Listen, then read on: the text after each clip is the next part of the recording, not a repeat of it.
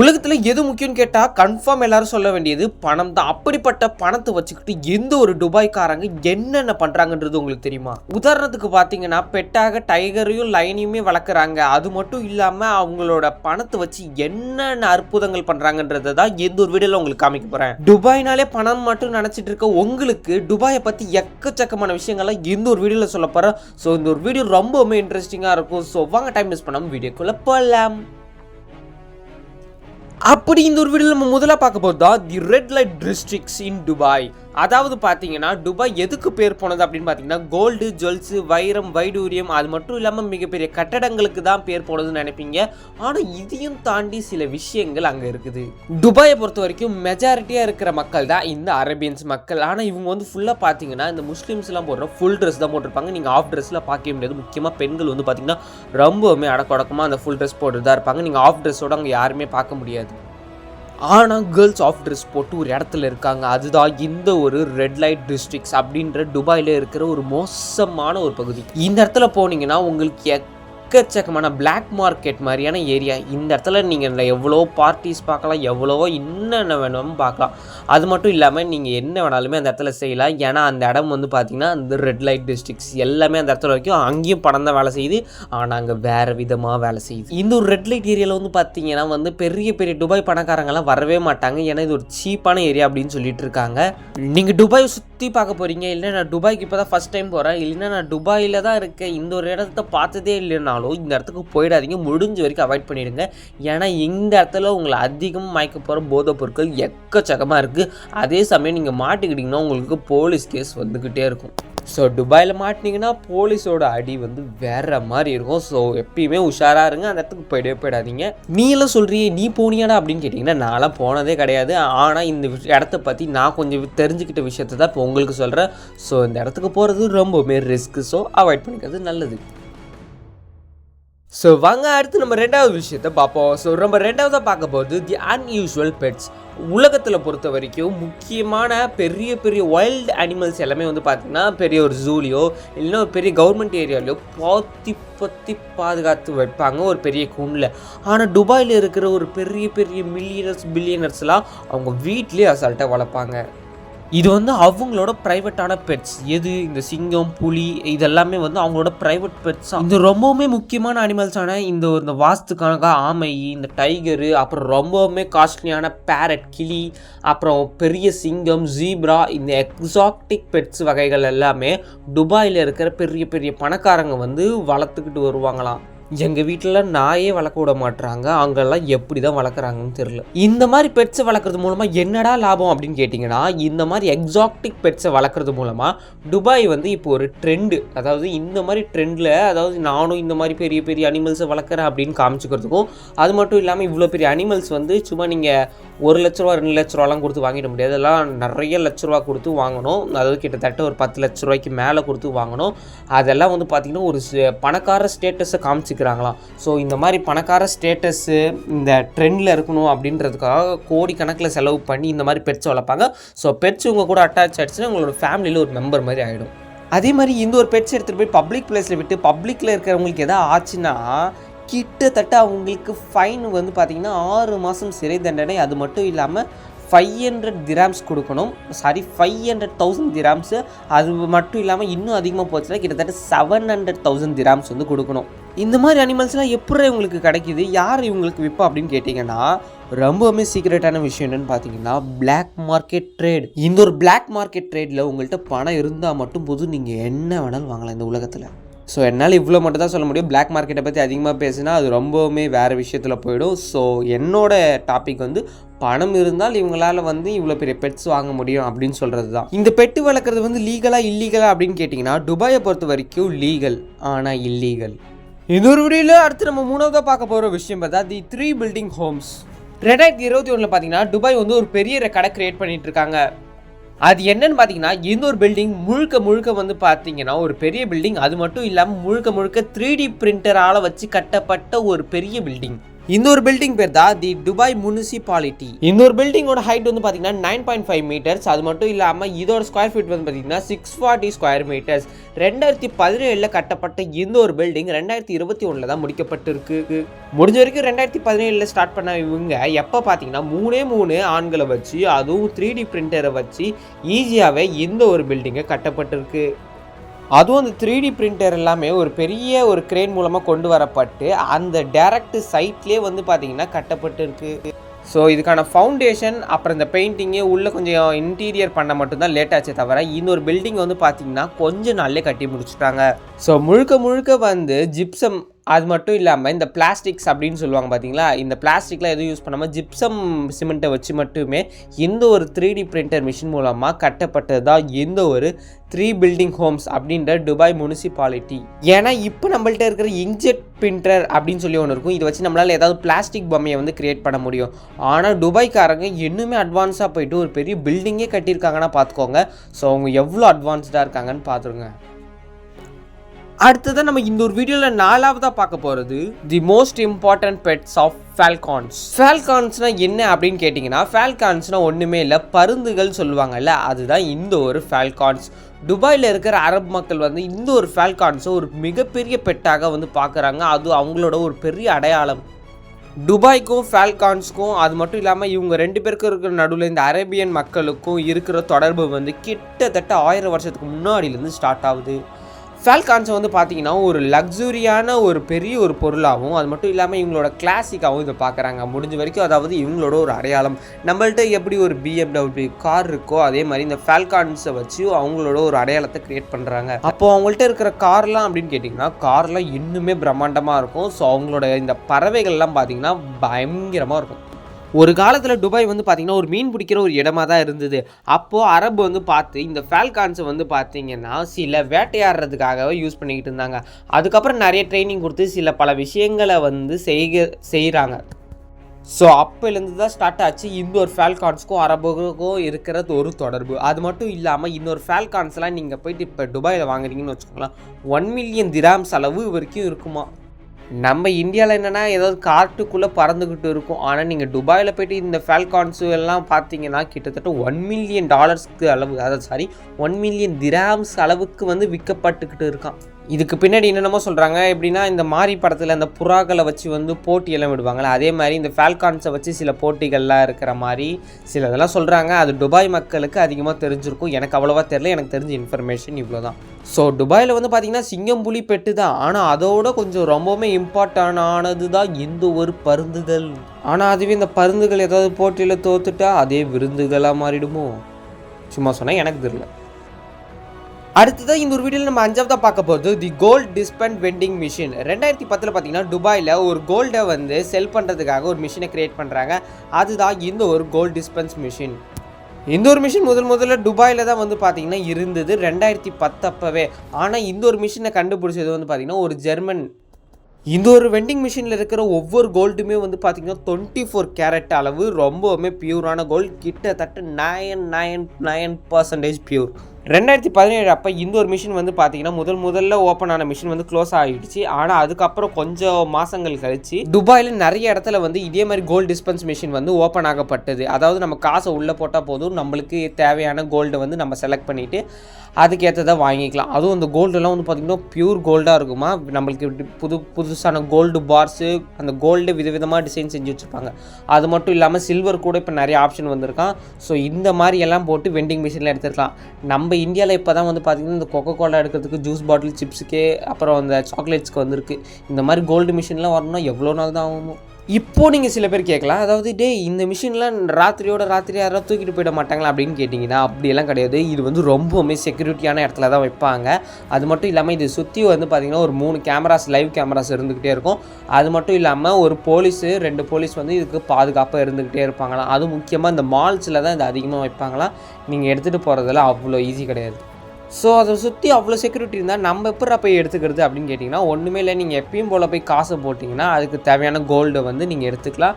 அது மட்டும் இல்லாமல் ஏன் இந்த மாதிரி மிஷினை வந்து கண்டுபிடிக்கிறாங்கன்னு பார்த்தீங்கன்னா, ஒரு சராசரி மனிதனும் ஒரு பெரிய மனிதனும் வந்து ஈக்குவலாக வந்து பார்த்திங்கன்னா இந்த ஒரு மிஷினில் எடுத்துக்கிறதுக்காக ஒரு ஈக்குவாலிட்டிக்காக ரெடி பண்ணது தான் இந்த ஒரு கோல்டு டிஸ்பென்சிங் மிஷின்.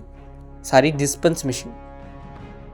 அடுத்ததான் நம்ம இந்த ஒரு வீடியோவில் 6வதாக பார்க்க போகிறது தி மேனுஃபேக்சர் ஐலாண்டு. என்னடா சொல்கிற, ஐலாண்ட்னா தீவு தானே கேட்டிங்கன்னா ஆமாம். ஆனால் ஐலாண்டு வந்து எப்படி கிரியேட்டப் பண்ணுவாங்க, இது வந்து எப்பயுமே தானாக இயற்கையாக கொடுத்தது தானே அப்படின்னு கேட்டிங்கன்னா, துபாயை பொறுத்த வரைக்கும் இயற்கையாக கொடுத்தது எல்லாமே ஓரளவு அழிச்சிட்டு செயற்கையாக உருவாக்குனது தான் இந்த ஒரு ஆர்டிஃபிஷியல் மேனுஃபேக்சரல் ஐலாண்டு. துபாய்க்காரங்க அதிகமாக இந்த மாதிரியான ஐலாண்டை வந்து கிரியேட் பண்ணுறதுக்கான ஒரு பெரிய காரணம் ரியல் எஸ்டேட் அண்ட் டூரிசம். அதாவது துபாயை சுற்றி பார்க்க உலகத்திலேருந்து எக்கச்சக்கமான மக்கள் வந்தாங்கன்னா அவங்கள்ட்ட காசு வாங்கி புதுசாக என்ன வேணாலும் கட்டலாம், அவங்களுக்கு தேவையானது என்ன வேணாலும் வாங்கிக்கலாம். ஸோ அப்படி சுற்றி பார்க்க வரவங்களுக்கு துபாய் வந்து பார்க்க ரொம்பவுமே சூப்பராக இருக்கணும்ல. ஸோ சூப்பராக இருக்கிறதுக்காக அங்கே எக்கச்சக்கமான கோடிகள் கொடுத்து செலவு பண்ணிக்கிட்டு இருக்காங்க. அதாவது பார்த்திங்கன்னா துபாய்க்காரங்களுக்கு அவங்களோட அந்த இடம் வந்து பார்த்திங்கன்னா இன்டர்நேஷ்னல் டூரிசம் ஹப்பாக வந்து மாற்றணும்னு ஒரு ஐடியா. அதாவது அவங்களோட இடம் தான் உலகத்திலே வந்து பார்த்திங்கன்னா ஒரு இன்டர்நேஷ்னல் ஹப் பார்க்கணும் அப்படின்றதுக்காக எல்லாருமே tourism best place in world அப்படின்ற பேரை வாங்கணுன்றதுக்காக அவங்க சூப்பராக ஒன்று எக்ஸாக்டிக்காக பண்ணிக்கிட்டு இருக்காங்க. உதாரணத்துக்கு ஆர்டிஃபிஷியலாக க்ரியேட் பண்ண ஐலாண்டில் வந்து பார்த்திங்கன்னா தி பாம் ஜுமேரா, பாம் ஐலாண்ட் இந்த மாதிரியான ஒரு இடம்லாம் இருக்குது. ஸோ இந்த மாதிரி தீவில் யாராவது வாழ்வாங்களா அப்படின்னு கேட்டிங்கன்னா கிட்டத்தட்ட 10,000க்கும் மேற்பட்ட மக்கள் வந்து இந்த ஒரு இடத்துல வந்து வாழ்ந்துக்கிட்டு வராங்க. நம்ம லைட்டாக தண்ணி தேங்கியிருக்கே அது மேலே ஒரு மூட்டை மண்ணை கொட்டணுனாலே 500 ரூபா வாங்குவாங்க. அவங்க ஒரு பெரிய கடல் மேலேயே மண்ணை கூட்டி அதுக்கு மேலே பில்டிங்ஸை கட்டியிருக்காங்கன்னா எக்கச்சக்க பில்லியன் மணி அளவு செலவாயிருக்கும் பார்த்துக்கோங்க. ஸோ வாங்க அடுத்த விஷயத்த பார்ப்போம். துபாயில் உள்ள இன்னொரு இன்ட்ரெஸ்டிங்கான விஷயம் என்னென்னு பார்த்தீங்கன்னா ஒரு புகாட்டி கார். இந்த காரில் யார் வச்சுருக்காங்கன்னு பார்த்தீங்கன்னா துபாய் நாட்டில் உள்ள போலீஸுங்க தாங்க. அங்கே உள்ள போலீஸுங்க ஒன்று சாதாரண ஜீப் அம்பாசிடர் கார் மாதிரிலாம் வச்சுருக்க மாட்டாங்க. அங்கே இருக்கிற எல்லாருமே ஒரு தரமான கார் தான் வச்சுருப்பாங்க. ஒன்று பேர் சும்மா அற்புதமாக இருக்கும். புகாட்டி, ஃபெராரி இது எல்லாத்துமே போலீஸுக்கு தாங்க. அது மட்டும் இல்லாமல் இவங்களோட எல்லா காருமே ஸ்போர்ட்ஸ் கார் மாதிரி இருக்கும். அதுலேயும் இவங்க இப்போ வச்சுருக்க ஜெனஸ் GV80 அப்படின்ற ஒரு கார் வந்து கிட்டத்தட்ட 3 litre turbo charged VA8 engine கொண்ட காராக. இது இவங்க லேட்டஸ்ட்டாக யூஸ் பண்ணுற ஒரு காரோட மாடல். 2021 டொயோட்டா சூப்ரா அப்படின்ற ஒரு கார் யூஸ் பண்ணியிருக்காங்க. அந்த ஒரு கார் கிட்டத்தட்ட 100 கிலோமீட்டரை கிட்டத்தட்ட 4.1 செகண்ட்லேயே கடந்துருமா. இதில் கிட்டத்தட்ட 16 ஹார்ஸ் பவர் இது இருக்குது. இப்போ நான் ஒன்றும் காரோட அட்வர்டைஸ்மெண்ட்லாம் பண்ணலிங்க. போலீஸுக்கு இவ்வளோ பெரிய காரை அந்த நாட்டு கவர்மெண்ட், துபாய் கவர்மெண்ட் வந்து கொடுத்துருக்காங்கன்றதை தான் சொல்கிறேன். படத்தில் வர மாதிரி சேசிங்கு, ரன்னிங்கு, ஃபைட்டிங்லாம் இருந்ததுன்னா போலீஸ் இந்த காரில் போய் டக்குன்னு திருடனை பிடிச்சிடலாம். இந்த கார் எல்லாமே இந்தியன் போலீஸ்க்கு கொடுத்தாங்கன்னா எப்படி இருக்கும்? இந்த வீடியோவில் நம்ம 2வதாக பார்க்க போகிறது அபேண்டன் கார்ஸ். துபாயில் வந்து பார்த்தீங்கன்னா அபேண்டன்ஸ் கார்ஸ்ன்னு நிறையா இருக்கும். அபேண்டன் கார்னால் ஒன்றுமே இல்லை, கைவிடப்பட்ட காருங்க தான். கிட்டத்தட்ட ஒரு வருஷத்துக்கே 2000லேருந்து 3000 கார் வந்து கைவிடப்பட்டிருக்குமா. இது எல்லாமே சேர்ந்து ஒரு பெரிய இடத்துல இருக்குமா. ஏன் இவ்வளோ காரு கைவிடப்பட்டிருக்கு அப்படின்னு நீங்கள் கேட்டிங்கன்னா, சில காரு டேமேஜ் ஆக்சிடென்டாலையும் சிலது போலீஸ் கேஸாலையும் கைவிடப்பட்டிருக்கும். அது மட்டும் இல்லாமல் சில பேர் எனக்கு பண தேவைக்காகவும் அவங்களோட காரை வந்து விற்றுருவாங்களா. இந்த கார் வந்து நார்மலான டம்மி கார்லேருந்து பெரிய ஸ்போர்ட்ஸ் கார் வரைக்குமே வித்துட்டு போயிடுவாங்களா. இந்த ஒரு வீடியோவில் நம்ம 3வதாக பார்க்க போகிறது தி கோல்டன் டாய்லெட். இந்த உலகத்திலே நீங்கள் பார்க்கக்கூடிய கோல்டன் டாய்லெட் எங்கே இருக்குன்னு பார்த்தீங்கன்னா துபாயில் மட்டும்தாங்க இருக்குது. அதுலேயும் குறிப்பாக துபாயில் உள்ள ஒரு ஆர்ட் கேலரி மியூசியத்தில் மட்டும்தான் இருக்குது. இந்த ஒரு டாய்லெட்டில் வெறும் கோல்டில் மட்டும் கட்டலிங்க, ரிங் லைட் மாதிரி ஒன்று சுற்றி இருக்குல்ல, அது ஃபுல்லாகவே டைமண்ட்ஸாக. கிட்டத்தட்ட 40,815 டைமண்ட்ஸ் அதில் பொருத்தப்பட்டிருக்கான். அது மட்டும் இல்லாமல் இது என்னடா டூப்ளிகேட் கோல்டாகவே இருக்கலாம் நீங்கள் கேட்பீங்க. ஆனால் கிட்டத்தட்ட 335 கேரட் கோல்டு. இது கின்னஸ் வேர்ல்ட் புக் ரெக்கார்ட்லேயும் இது இடம் பிடிச்சிருக்கு இந்த ஒரு கோல்டன் டாய்லெட். சரி, இது எதுக்குடா நீ கோல்டில் கட்டுற அப்படின்னு கேட்டிங்கன்னா, வேற என்ன, பணம் இருக்குது கட்டுறான். Dubai driverless train. துபாயில் உள்ள ஒரு அழகான இடம் தாங்க தி பாம் ஜுமேரா. இந்த பாம் ஜுமேரான்ற ஒரு இடம் தாங்க உலகத்திலே உள்ள பெஸ்ட்டு பீச்சு, ரெஸ்டாரண்ட், ஹோட்டல்லாம் இருக்கு. கிட்டத்தட்ட 5 கிலோமீட்டர் பர் ஹவரில் கடந்துற இந்த ஒரு ட்ரெயின் வந்து டிரைவர்லெஸ் ட்ரெயினாக. இதை நக்கீல் அப்படின்ற ஒரு கம்பெனி வந்து இவங்களுக்கு ப்ரொவைட் பண்ணியிருக்காங்க. துபாயோட மோனோ ரயில் டிரைவர்லெஸ் ட்ரெயின்னா அது இதுதான். ரோட்லேருந்து 10 அடி தாங்க மேலேயே இருக்குமா. நீங்கள் அந்த பாம் ஜுமேராவை சுற்றி பார்க்கணுன்னா இந்த ஒரு ட்ரெயினில் ஏறி போனால் போதும், அந்த இடத்தையே நீங்கள் அழகாக சுற்றி பார்த்துடலாம் கிட்டத்தட்ட 10 நிமிஷத்தில். இந்த பாம் ஜுமேராவோட எல்லா இடமும் ரொம்ப சூப்பராக இருக்கும். அதுலேயும் தி பாம் கேட்வேன்ற இடம் பார்க்க பயங்கரமாக இருக்கும். தி பாம் கேட்வே ட்ராவலருக்குள்ளே நீங்கள் வந்தீங்கன்னா போதும், கிட்டத்தட்ட 1600 பார்க்கிங் ஸ்பாட் இருக்குது. அதுலேயும் முக்கியமாக நீங்கள் சாப்பிட்றதுக்கான ரொம்பவும் டேஸ்ட்டான ஃபுட்ஸ் எல்லாம் கிடைக்கிற ஒரு இடம் இருக்குது. அது மட்டும் இல்லாமல் உலகத்திலே பெருசாக உள்ள லார்ஜஸ்ட் ஃபவுண்டெயின்ஸ் அப்படின்ற நீரில் அந்த அழகாக அப்படியே ஃபவுண்டெயின் மாதிரி இருக்கும் இல்லைங்க, அந்த ஒரு இடம் துபாயில் தாங்க இருக்குது. அதுலேயும் துபாயில் முக்கியமாக இந்த ஒரு இடத்துல தான் இருக்குது. இது பார்க்க கிட்டத்தட்ட ஆயிரக்கணக்கான மக்கள் வந்துக்கிட்டே இருப்பாங்களாம். ஹியூமைடு பிகாஸ் உங்கள்கிட்ட பணம் இருக்கா, அந்த பணத்தை எப்படியெல்லாம் செலவு பண்ணலான்றதை இந்த ஒரு பையனை பார்த்து கற்றுக்கலாம். ஏன்னா இந்த ஒரு பையனுக்கு அதிகமாக கார்ஸ் மேலேயும் பெட்ஸ் மேலேயும் தான் அதிக ஆசை இருக்குமா. அதனாலே துபாயில் உள்ள ஃபேமஸான ஒரு கார்ஸு, அப்புறம் அது மட்டும் இல்லாமல் பயங்கரமான விலங்குகளான சிங்கம், புலி, இது எல்லாத்தையுமே அவனோட பெட்டாக வளர்ப்பானா. துபாயிலே உள்ள ஒரு பெரிய ப்ரைவேட் ஜூ இவனுக்குன்னு தனியாக இருக்கான். அது மட்டும் இல்லாமல் இவனுக்குன்னு தனியாக ஒரு ப்ரைவேட் ஷிப்பு, தனியாக ஒரு ஜூ, இது எல்லாமே இவனுக்கு சொந்தமானதான். இந்த ஒரு பையனை பார்க்குறப்ப நிறைய பேருக்கு பொறாமையாக இருக்கும். ஏன்னா இவன் வேஸ்ட்டாக வெறும் சிங்கம் மூலிகிட்ட அந்த காசு எல்லாத்தையுமே வீணாக்குறான். அதுக்கு பதிலாக இவன் ஏதாவது இடத்த வாங்கி போட்டா வச்சு அவன் வருங்காலத்துக்கு யூஸ் ஆகும். இந்த காசுலாம் எங்கிட்டே இருந்ததுன்னா நான் எவ்வளவோ இடங்கள் நகைகள் தாங்க வாங்குவேன். இவன் பாருங்களேன், சிங்கம் புலியை வளர்த்துக்கிட்டு டைமை காசை வேஸ்ட் பண்ணுறான். இவன்கிட்ட இல்லாத பொருளே இல்லைன்னு தான் சொல்லி ஆகணும். ஏன்னா இவங்கள்ட்ட இருக்கிற எல்லா பொருள், காரு, காஸ்ட்லியான வாட்சி, டைமண்ட்ஸுன்னு எக்கச்சக்கமாக இருக்கான். அது மட்டும் இல்லாமல் இவன் ஒரு சிங்கத்தை ரீசெண்டாக வாங்கியிருக்கான். கிட்டத்தட்ட $50,000 கொடுத்து வாங்கியிருக்கான். இது நம்ம இந்திய பணத்துக்கு சொல்லி ஆகணும்னா கிட்டத்தட்ட 4,16,08,000 வருது.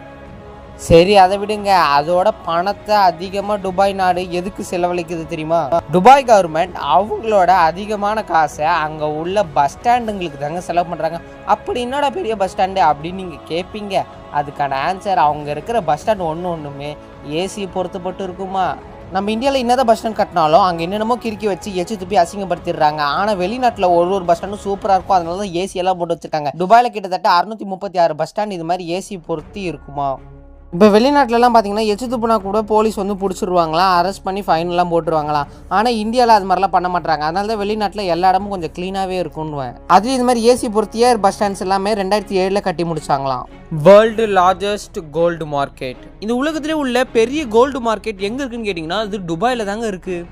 இங்கே ஒரு நகையும் சும்மா பெருசாக சும்மா பயங்கரமாக இருக்கும். அது மட்டும் இல்லாமல் இங்கே வெறும் கோல்டு மட்டும் தான் கிடைக்கும்னா அது மட்டும் கிடையாது. இங்கே கோல்டு, டைமண்ட், அதுலேயும் விலை உயர்ந்த பிளாட்டினம்னு ஒன்று இருக்குல்ல, அதையும் இங்கே தான் கிடைக்குமா. அது மட்டும் இல்லாமல் நீங்கள் ஒரு கோல்டு இப்போ இந்தியாவில் வாங்குறதுக்கும் துபாயில் வாங்குறதுக்கும் ரொம்பவும் டிஃப்ரென்ஸ் இருக்குது. துபாயில் வந்து பார்த்தீங்கன்னா அவங்களோட நாட்டு பணத்துக்கு படி அது கம்மியாக தான் இருக்கும். ஆனால் அதுவே நம்ம இந்தியாவில் நம்ம நாட்டு பணத்துக்கு ரொம்ப அதிகமாக இருக்கும். அதே மாதிரி தான் எலக்ட்ரானிக் கேஜெட்ஸும். இப்போ நம்ம நாட்டில் யாராவது ஐஃபோன் வாங்க விரும்புகிறாங்களா, எல்லாரும் துபாயின்னு சிங்கப்பூர்ன்ட்டு அங்கே போய் தான் ஐஃபோன்லாம் வாங்குறாங்க. அதே மாதிரி தான் இந்த கோல்டும்.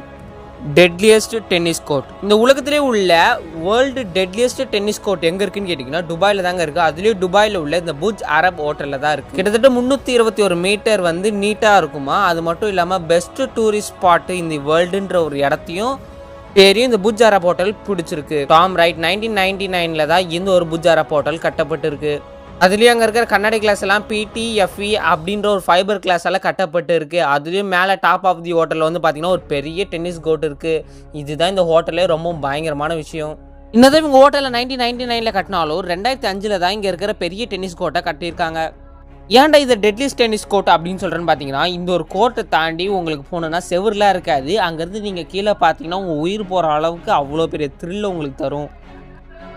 இன்டோர் டென்னிஸ் கோர்ட் பார்த்துருப்பீங்க, இதுதான் அவுட்டோர். அதுலேயும் மாடியில் இருக்கிற ஒரு டென்னிஸ் கோர்ட்டு. இங்கேருந்து நீங்கள் கீழே பார்த்தீங்கன்னா சதுரடிவீங்க. துபாய் பிரின்ஸ், இந்த துபாய் பிரின்ஸ் கிட்டத்தட்ட 15 மில்லியனுக்கு மேலே ஃபாலோவர்ஸ் இருக்காங்களா இன்ஸ்டாகிராமில். அது மட்டும் இல்லாமல் இவர்கிட்ட இருக்கிற ஒவ்வொரு காருமே ரொம்ப விலை உயர்ந்த காரு. அது மட்டும் இல்லாமல் இவர்கிட்ட ஸ்போர்ட்ஸ் கார்லாம் இருக்குது. துபாய் பிரின்ஸ்ன்னு சொன்னாலே சும்மா பேர் அதிர்ற மாதிரி ஒவ்வொரு விஷயத்தையும் தரமாக பண்ணுவார். 2008 தான் இவருக்கு வந்து அந்த பிரின்ஸுன்ற ஒரு பெரிய ஒரு பட்டம் கிடச்சிருக்கு. அதுலேயும் இந்த பெஸ்ட் பிரின்ஸ் UAI அப்படின்ற ஒரு பட்டத்தையும் இவங்க கொடுத்துருக்காங்க. ஆனால் 2008 தான் பார்த்தீங்கன்னா க்ரௌன் பிரின்ஸ் அப்படின்ற ஒரு பெரிய ஒரு பட்டத்தையும் இவருக்கு கொடுத்துருக்காங்க. இவர் வச்சிருக்க மோஸ்ட் ஆஃப் த கார் வந்து பார்த்தீங்கன்னா எல்லாமே கோல்டால் செய்யப்பட்டு இருக்குமா. இந்த வீடியோவில் நம்ம அடுத்ததாக பார்க்க போகிறது கோல்டு டிஸ்பென்சர் வெண்டிங் மிஷின். நம்ம நாட்டில எல்லாம் ஜூஸு இல்லைன்னா ஏதாவது ஸ்நாக்ஸுக்கு தான் வெண்டிங் மிஷின் வச்சுருப்பாங்க. ஆனால் துபாயில் மட்டும்தான் இந்த கோல்டு டிஸ்பென்ஸ் பண்ணுறதுக்கு வெண்டிங் மிஷின் வச்சுருப்பாங்க. உங்கள்கிட்ட இப்போ காசு நிறைய இருக்குது, அந்த காசை வச்சு நீங்கள் ஒரு கோல்டு வாங்கணும், ஆனால் எனக்கு கடைக்கெல்லாம் போய் வாங்கக்கூடாதுன்னா நீங்கள் இது மாதிரி ஒரு வெண்டிங் மிஷினை பார்த்துட்டு உங்கள் காசை மட்டும் போட்டால் போதும். அதுக்கேற்ற மாதிரி கோல்டு வகை வகையாக ரகரகமாக இருக்கும். இந்த மாதிரி ஒரு வெண்டிங் மிஷின்ஸு கிட்டத்தட்ட 50 இருக்குது ஆல் ரவுண்ட் ஆஃப் துபாயில். இதில் இருக்கிற நீங்கள் ஒவ்வொரு கோல்டுமே சாதாரணமாக நினச்சிட வேணாம். அதுவும் துபாய் கோல்டுனா ரொம்ப வேல்யூபிள், குவாலிட்டி மற்றும் பியூரிட்டி அதிகமாக இருக்குமா. ஓகே வியூவர்ஸ், இன்னைக்கான வீடியோ முடிஞ்சிச்சு. இந்த வீடியோவில் உங்களுக்கு பிடிச்ச விஷயத்தை மறக்காம கமெண்ட்ல சொல்லுங்கள். இந்த வீடியோ பிடிச்சா லைக் பண்ணி ஷேர் பண்ணி மறக்காம நம்ம சேனலை சப்ஸ்கிரைப் பண்ணுங்கள். இன்னொரு சூப்பரான வீடியோ பார்க்கலாம். Ta-ta bye bye, see you.